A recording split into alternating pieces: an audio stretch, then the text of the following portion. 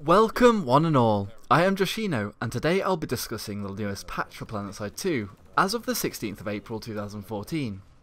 The format won't have a strict structure and I won't cover everything, but it will feature gameplay from the VS Zenith VX5, TRHC1 Cougar carbines and the TRT5 mini chaingun.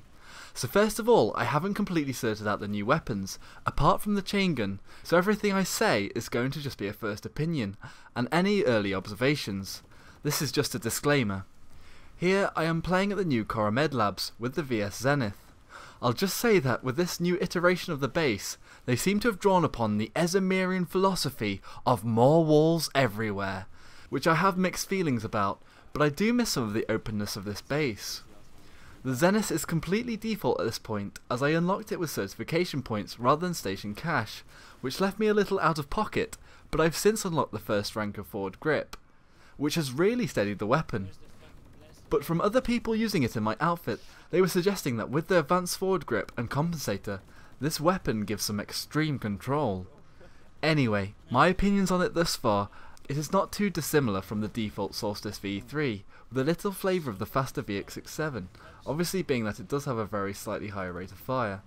The weapon is also surprisingly good at hip firing, and I found myself being able to control it without a laser sight up to around 10 meters or so, and that is unusual, even for a lot of guns without an advanced laser sight. Control seems to be a key element of this weapon, and with it being not too hard to control, you can quite comfortably headshot. Not quite as clinically as the NS11C, but not far off. This could be partially due to you being able to move faster whilst aiming down the sights, which gives you more space to track targets' heads, or generally the whole being. On with the purely aesthetical side, the weapon does have a slightly more alien look about it, with some glowing teal bits and bobs on the side. Although personally I think it looks a little too like the HV45 assault rifle, I feel they could have made it a little bit more unique. But nonetheless, it is still different from the plastic mass of similar weapons the Vanu have at the moment. With its sound, it sounds just like the Serpent. Perhaps it even is the same sound. So I'm not totally sold on that part. I thought I wouldn't like this weapon, but I have to admit it has slightly grown on me. I am a massive fan of the NS11C, and this feels quite like a less refined and more rowdy VS counterpart, with some relations to the very nice default Solstice VE3.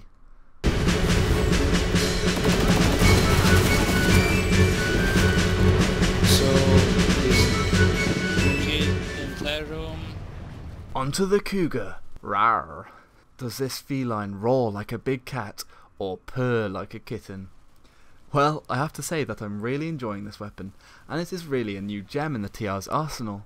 On first impressions, it seemed that this weapon fitted in with the roles played by weapons like the Pulsar C on the VS side, with a strong punch and a penchant to being quite accurate, with a negated fire rate, fitting in with its stats, and it does very well at medium to even longer ranges with a little leading. I have to say that just with the forward grip, I'm feeling a lot of control in this weapon, and it seems very easy to use, perhaps to do with the leeway of the extra 5 bullets in each clip, meaning that missing is less punished. I beforehand was quite scathing about the Trek 5 and other TR carbines having an extra 5 bullets, in turn having a disadvantage at longer ranges with their control, but the Cougar doesn't seem to suffer that way.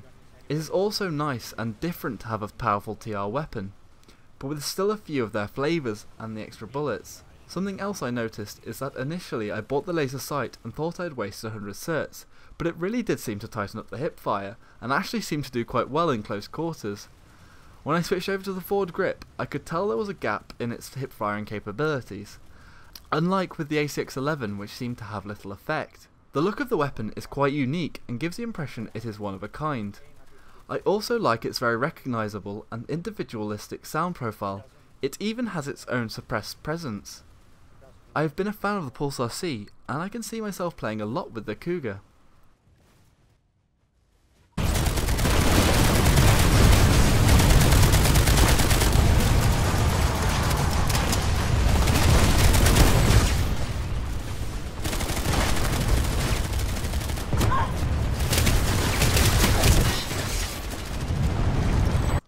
Onto the mini chaingun. So I was an advocate of the old mini chaingun. You what? Boo! Hiss!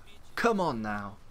So anyway, the reason for me liking the chaingun before wasn't really related to it being a weapon or like a minigun, but more for its little quirks. like the very accurate first shot, its unique pinprick sight, the vrrrt, and I did have a lot of fun with it, and it worked for me. However, understandably, it was changed to more match the minigun role. I can't say I'm completely sold on this, and I just don't feel as much of a Rambo with it, especially with a new BRT attachment.